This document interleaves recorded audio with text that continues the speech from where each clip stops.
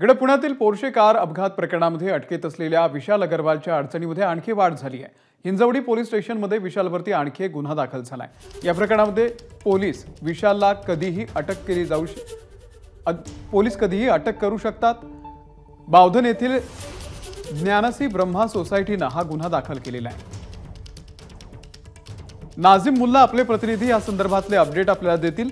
नाझिम, हे प्रकरण नेमकं काय? ज्ञानसी ब्रह्मा ही जी बावधन मधली सोसायटी आहे, त्यांना विशाल अग्रवाल हा बिल्डर असल्यामुळे त्यांना 2009-10 मध्ये पण दिलेलं होतं। मात्र तेव्हापासून कन्व्हिन्सिंग डीड जे लेटर असतं ते दिलेलं नाहीये।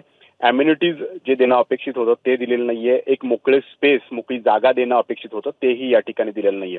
सोबतच याच परिसरामध्ये जे काही पुढचं रिकन्स्ट्रक्शन होतं त्याचं रिकन्स्ट्रक्शन त्यानं करताना या सोसायटीची परवानगी घेतली नाही। त्यामुळे सोसायटीचा आणि विशाल अग्रवालचा गेल्या काही दिवसांपासून वाद या ठिकाणी सुरू होता। मात्र पोर्शे प्रकरणात त्याला अटक केल्यानंतर हिंजवडी पोलिसांनी एक पुढचं पाऊल टाकलेलं आहे आणि आता विशाल अग्रवालवरती गुन्हा दाखल केलेला आहे।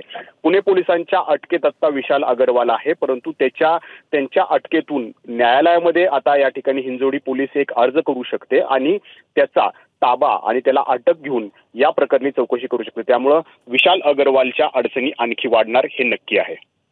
नक्कीच धन्यवाद नाझिम दिलेल्या या संपूर्ण माहितीबद्दल। एबीपी माझा, उघडा डोळे बघा नीट।